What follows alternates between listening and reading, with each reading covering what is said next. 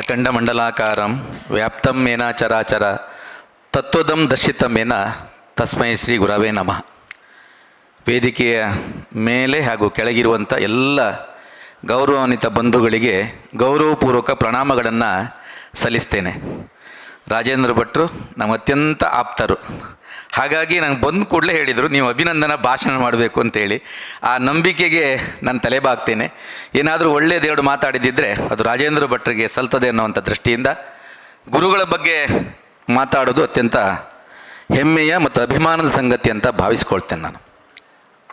ನಾವೆಲ್ಲರೂ ಶಿಕ್ಷಕರಾಗಿದ್ದೇವೆ ಅಂತ ಆದರೆ ಅದು ನಮ್ಮ ಜನ್ಮಾಂತರದ ಪುಣ್ಯದ ಫಲ ಅಂತ ನಾನು ಭಾವಿಸ್ಕೊಳ್ತೇನೆ.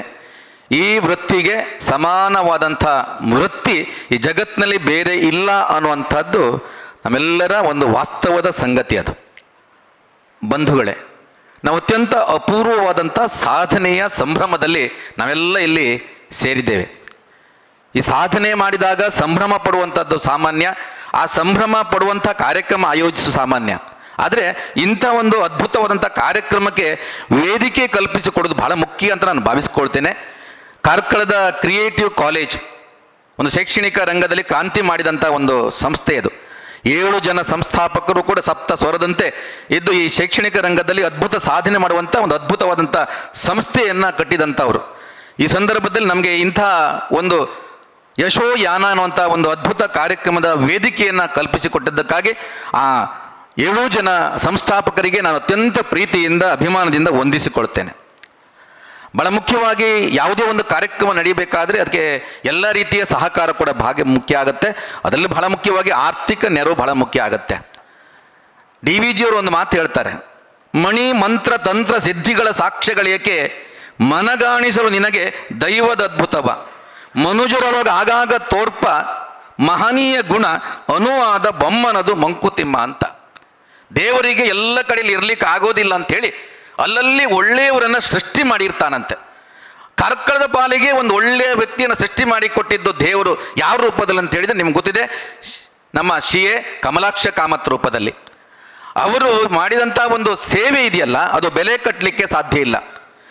ಎನಗೇನು ಎನ್ನುತ್ತಾ ಕೇಳುವವರೇ ಎಲ್ಲರೂ ನೋಡಿ, ತನಗೇನು ಎನ್ನುತ್ತಾ ಕೇಳುವರೇ ಎಲ್ಲರೂ ಗತಿಯೆಂದು ಜನಕ್ಕೆಂದು ಕೇಳುವವರಾರು, ಮತಿಯ ವಿಶ್ವದಿ ಬೆರೆಸಿ ಜೀವಿತವ ವಿಸ್ತರಿಸೆ ಪಥಮುಕ್ತಿಗಾಗಲೇ ಮಂಕುತಿಮ್ಮ ಅಂತ. ಗತಿ ಏನು ಎನಗೇನುತ್ತಾ ಯಾವುದೇ ಕಾರ್ಯಕ್ರಮ ಮಾಡುವಾಗ ತನಗೇನು ಲಾಭ ಆಗುತ್ತೆ ಅಂತ ಯೋಚನೆ ಮಾಡುವವರೇ ಹೆಚ್ಚಾಗಿ ತಮ್ಮ ಬಗ್ಗೆ ಚಿಂತನೆ ಮಾಡುವವರು. ಆದರೆ ಈ ಸಮಾಜಕ್ಕೆ ಯಾವ ರೀತಿ ಅನ್ನೋ ಪ್ರಯೋಜನ ಆಗ್ಬೋದು, ಸಮಾಜದಲ್ಲಿ ಅನೇಕ ಜನ ಕಷ್ಟದಲ್ಲಿದ್ದಾರ, ಅವ್ರಿಗೆ ನಾವು ಯಾವ ರೀತಿಯಲ್ಲಿ ಸಹಾಯ ಮಾಡಬಹುದು ಅನ್ನುವಂಥ ಯೋಚನೆ ಮಾಡುವವರು ಬಹಳ ಕಡಿಮೆ. ಇದು ಕೂಡ ಕಮಲಾಕ್ಷ ಕಾಮತ್ ಅವರಿಗೆ ಕೂಡ ಅನುಭವಕ್ಕೆ ಬಂದಿರ್ಬೋದು. ಯಾಕೆಂದರೆ DVG ಒಂದು ಮಾತು ಹೇಳ್ತಾರೆ, ವೈವಿಧ್ಯ ಒಂದು ಕೃಪೆ ನಮಗಿರುವ ಕಷ್ಟದಲ್ಲಿ, ವೈವಿಧ್ಯ ಒಂದು ಕೃಪೆ ನಮಗಿರುವ ಕಷ್ಟದಲ್ಲಿ ಆವರಿಸದ ಅಳಲ್ ಎಲ್ಲರಿಗೂ ಒಂದೇ ಸಮಯ, ನೋವಿಲ್ಲದವರು ನೊಂದವರನ್ನು ಸಂತೈಸುತ್ತೀರೆ, ಜೀವನವು ಕಡಿದವುದೇ ಮಂಕುತಿಮ್ಮ ಅಂತ. ಈ ಪ್ರಕೃತಿಯ ಈ ಸೃಷ್ಟಿಯ ವೈವಿಧ್ಯತೆ ಇದೆಯಲ್ಲ, ಎಲ್ಲರಿಗೂ ಒಂದೇ ರೀತಿ ಕಷ್ಟ ಬರುವುದಿಲ್ಲಂತೆ, ಕೆಲವರಿಗೆ ಮಾತ್ರ ಬರೋದು. ಯಾಕೆ ಅಂದರೆ ಆ ಕಷ್ಟ ಬರುವವರಿಗೆ ಆ ಸುಖವಾಗಿದ್ದವರು ಚೆನ್ನಾಗಿದ್ದವರು ಸಹಾಯ ಮಾಡಲಿಕ್ಕೆ ಅನುಕೂಲ ಆಗುವ ದೃಷ್ಟಿಯಿಂದ ಆ ಭಗವಂತ ಸೃಷ್ಟಿ ಮಾಡಿರುವಂಥದ್ದು. ಆ ದೃಷ್ಟಿಯಿಂದ ಇಲ್ಲದವರಿಗೆ ಇರುವವರೆಲ್ಲರೂ ಕೂಡ ಸೇರಿಕೊಂಡು ಹಂಚ್ತಾ ಹೋದಾಗ ಇಡೀ ಸಮಾಜ ಸ್ವರ್ಗ ಸದೃಶವಾಗಿ ಸೃಷ್ಟಿಯಾಗಲಿಕ್ಕೆ ಸಾಧ್ಯ.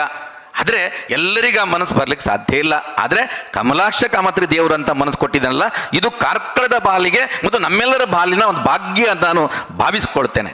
ಯಾಕೆಂದರೆ ಕೊಡುವುದು ಕೈಗಳ ಒಳ್ಳೆ ಗುಣ ಅಲ್ಲಂತೆ, ಹೃದಯದ ಒಳ್ಳೆಯ ಗುಣ ಅಂತೆ. ಸರ್ವಜ್ಞ ಒಂದು ಮಾಡ್ತಾ ಹೇಳ್ತಾನೆ, ಈವಂಗೆ ದೇವಂಗೆ ಆವುದಂತರವಯ್ಯ, ಈವಂಗೆ ದೇವಂಗೆ ಆವುದಂತರವಯ್ಯ, ದೇವನ್ ಉದ್ಯೋಗದಲ್ಲಿ ನೀಡುವ ಕೈಯಾರೆ ಕೊಡುವನೇ ದೈವ ಸರ್ವಜ್ಞ ಅಂತ. ದೇವರ ಉದ್ಯೋಗದಲ್ಲಿ ಬೇರೆ ಬೇರೆ ಎಲ್ಲರಿಗೂ ಕೊಡ್ತಾನೆ, ಆದರೆ ಅದನ್ನು ಕೈ ಎತ್ತಿ ಸಮಾಜಕ್ಕಾಗಿ ಒಳ್ಳೆ ಕಾರ್ಯಕ್ಕಾಗಿ ಕೊಡುವವರು ಎಲ್ಲಿದ್ದಾರೆ, ಅವರು ದೇವರಿಗೆ ಸಮಾನ ಅಂತ. ಆದ್ದರಿಂದ ಪೂಜ್ಯ CA ಕಮಲಾಕ್ಷಿ ಕಾಮತ್ ಅವರು ನಮಗೆಲ್ಲರಿಗೂ ಕೂಡ ಪೂಜನೀಯವರು ಮಾತ್ರ ಅಲ್ಲ, ಇಡೀ ಕಾರ್ಕಳಕ್ಕೆ, ನಮ್ಮ ದಕ್ಷಿಣ ಕನ್ನಡ ಜಿಲ್ಲೆಗೆ ಅವ್ರ ವ್ಯಾಪ್ತಿ ಬಹಳ ವಿಸ್ತಾರವಾಗಿದೆ. ಅವ್ರ ಮನೆಗೆ ಹೋಗಿ ನೀವು ನೋಡ್ತಾ ಗೊತ್ತಾ, ಎಲ್ಲೆಲ್ಲಿಂದಲೇ ಯಾವ್ಯಾವ ರೀತಿ ಕಷ್ಟಗಳನ್ನ ಹೇಳ್ಕೊಂಡು ಬರ್ತಾರೆ, ಅವ್ರು ಯಾವ ರೀತಿ ಸ್ಪಂದಿಸ್ತಾರೆ, ಇದು ಅದ್ಭುತ, ಅನನ್ಯ ಅಂತ ಭಾವಿಸ್ಕೊಳ್ತೇನೆ. ಅದನ್ನು ಶಬ್ದಗಳಿಂದ ವರ್ಣಿಸ್ಲಿಕ್ಕೆ ಸಾಧ್ಯ ಇಲ್ಲ. ಆ ನಿಂತ ನಮ್ಮೆಲ್ಲ ಗುರುಗಳಿಗೆ ಗುರು ಅಂತ ಹೇಳಿದರೆ, ಯಾಕಂದ್ರೆ ಜ್ಞಾನಕ್ಕೂ ಕೂಡ ನಮ್ಮೆಲ್ಲಾದಂಥ ಮಿಗಿಲಾದಂಥ ಜ್ಞಾನ ಅವ್ರಲ್ಲಿದೆ. ಇಲ್ಲಿ ಬಂದು ನಿಂತು ಮಾತಾಡ್ತಾನಂತ ನಿಂತರೆ ನಾವೆಲ್ಲ ಶಿಕ್ಷಕರು ಕೊಂಡು ಹಾಚಬೇಕು. ಆ ರೀತಿಯ ಜ್ಞಾನ ಅವರ ಹತ್ರ ಇದೆ. ಅದು ಅನುಭವದ ಜ್ಞಾನ. DVG ಹೇಳ್ತಾರೆ, ಅನುಭವದ ಪಾಲುಳ್ ವಿಚಾರ ಮಂಥನವಾಗೆ ಜನೀಕುಂ ಜ್ಞಾನ ನವನೀತ ಅದೇ ಸುಖದಾಮ್. ಗಿಣಿ ಓದು ಪುಸ್ತಕದ ಜ್ಞಾನ, ನಿನ್ನ ಅನುಭವವೇ ನಿನಗೆ ಧರ್ಮದ ಪಾಠ ಮಂಕುತಿಮ್ಮ ಅಂತ. ಈ ಅನುಭವದ ಪಾಠ ಇದೆಯಲ್ಲ, ಯಾವ ಪುಸ್ತಕ ಸಿಗೋದಿಲ್ಲ, ಯಾವ ಪುಸ್ತಕ ಜ್ಞಾನಕ್ಕೂ ಸಮಾನಲ್ಲ. ಅದು ಅತ್ಯಂತ ಮೇಲ್ಮಟ್ಟದು. ಅಂತ ಅನುಭವದ ಜ್ಞಾನ ನಮ್ಮ ಕಮಲಾಕ್ಷ ಕಾಮತ್ ಅವರಲ್ಲಿದೆ. ಇವತ್ತು ಕೂಡ ಅವರ ಮಾತುಗಳ ಮೂಲಕ ನಾವು ಮಾರ್ಗದರ್ಶನ ಪಡಲಿಕ್ಕಿದ್ದೇವೆ. ಈ ಸಂದರ್ಭದಲ್ಲಿ ನಾನು ಕಾರ್ಕಳ ತಾಲೂಕಿನ ಎಲ್ಲ ಶಿಕ್ಷಕರ ಪರವಾಗಿ ಅತ್ಯಂತ ಅಭಿಮಾನದಿಂದ ಕಮಲಾಕ್ಷ ಕಾಮತ್ ಅವರನ್ನು ನಾನು ಅಭಿನಂದಿಸ್ತಾ ಇದ್ದೇನೆ. ಸರ್, ದೇವರು ನಿಮ್ಗೆ ಇನ್ನಷ್ಟು ಆರೋಗ್ಯ ಶಕ್ತಿಯನ್ನು ಕೊಡಲಿ ಅಂತ ನಾನು ಪ್ರಾರ್ಥಿಸ್ತಾ ಇದ್ದೇನೆ. ಬಂಧುಗಳೇ, ಈಗಾಗಲೇ ರಾಜೇಂದ್ರ ಭಟ್ರವರು ಅಂಕಿ ಸಂಖ್ಯೆ ಇಟ್ಟರು. ಕೇವಲ 4 ವಿದ್ಯಾರ್ಥಿಗಳು, 2 ಹುಡುಗಿಯರು, 2 ಹುಡುಗರು ಫೇಲ್ ಆಗಿದ್ದಾರೆ ಅಂತ. ಆದರೆ ನೀವು ಕಾರಣ ಹುಡುಕ ಹೋದರೆ ಅವರು ಅನೇಕ ಕಾರಣಗಳಿಂದಾಗಿ ಶಾಲೆಗೆ ಬರಲಿಕ್ಕೆ ಸಾಧ್ಯ ಆಗದೇ ಇರುವುದರಿಂದ, ಆದ್ದರಿಂದ ಶಾಲೆಗೆ ಬಂದ ಎಲ್ಲ ವಿದ್ಯಾರ್ಥಿಗಳು ಪಾಸ್ ಆಗಿದ್ದಾರೆ ಅಂತ. ಆದರೆ ಈ ಕಾರ್ಕಳ ವಲಯದ ಎಲ್ಲ ಶಿಕ್ಷಕರಿಗೆ, ಶಿಕ್ಷಣ ಇಲಾಖೆಗೆ ಅತ್ಯಂತ ಗೌರವದ ಸಂಗತಿ ಇದು. ಕೇವಲ ಉಡುಪಿ ಜಿಲ್ಲೆಗೆ ಕಾರ್ಕಳ ಮೊದಲಲ್ಲ. ನನ್ನ ದೃಷ್ಟಿಯಲ್ಲಿ ಅಶೋಕ್ ಕಾಮತ್ ಸರ್, ರಾಜ್ಯಕ್ಕೆ ಕಾರ್ಕಳ ತಾಲೂಕು ಪ್ರಥಮ ಸ್ಥಾನದಲ್ಲಿ ಇದೆ ಅಂತ ನಾನು 2ನೇ ಸ್ಥಾನ ನೋಡಿ. ರಾಜ್ಯದ ಅನೇಕ ತಾಲೂಕುಗಳಿದೆ, 300ಕ್ಕೆ ಹೆಚ್ಚು ತಾಲೂಕು ಇರಬಹುದು, ಅದರಲ್ಲಿ 2ನೇ ಸ್ಥಾನದಲ್ಲಿ ನಮ್ಮ ಕಾರ್ಕಳ ಇದೆಯಲ್ಲ, ಅದಕ್ಕಿಂತ ಹೆಮ್ಮೆಯ ಸಂಗತಿ ಬೇರೆ ಯಾವುದೂ ಇಲ್ಲ. ಆದರೆ ಒಂದು ವಾಸ್ತವ ಸಂಗತಿ ನೆನ್ಪಿಟ್ಕೊಳ್ಬೇಕು ನಾವು, ಉಡುಪಿ ಜಿಲ್ಲೆ ಯಾವಾಗಲೂ 1, 2ನೇ ಸ್ಥಾನದಲ್ಲಿ ಇರ್ತದೆ. ಆದರೆ ಕಾರ್ಕಳ ಹೆಚ್ಚಿನ ಸಂದರ್ಭದಲ್ಲಿ ಅಶೋಕ್ ಕಾಮತ್ ಸರ್ ಪ್ರಥಮ ಸ್ಥಾನದಲ್ಲಿ ಇರ್ತದೆ. ಇದಕ್ಕೆ ಕಾರಣ ಏನು ಅಂತ ಕೂಡ ನಾವು ಅರ್ಥ ಮಾಡ್ಕೊಳ್ಬೇಕು. ನಾವೆಲ್ಲ ಯೋಚನೆ ಮಾಡ್ತೇವೆ, ಬುದ್ಧಿವಂತಿಕೆ ಇದ್ರೆ ಏನು ಸಾಧನೆ ಮಾಡಬಹುದು ಸಾಧನೆ ಕೂಡ ಮಾಡಬಹುದು ಅಂತ. ಆದರೆ ಹೃದಯವಂತಿಕೆ ಇಲ್ಲದ ಬುದ್ಧಿವಂತಿಕೆ ಸಾರ್ಥಕತೆಗೆ ಎಡೆ ಮಾಡಿ ಕೊಡೋದಿಲ್ಲ. ಆದ್ದರಿಂದ ಸಾಧನೆಗೆ ಬುದ್ಧಿವಂತಿಕೆಯಿಂದೊಟ್ಟಿಗೆ ಯಾವುದು ಬೇಕು? ಹೃದಯ ಶ್ರೀಮಂತಿಕೆ ಅಂತ.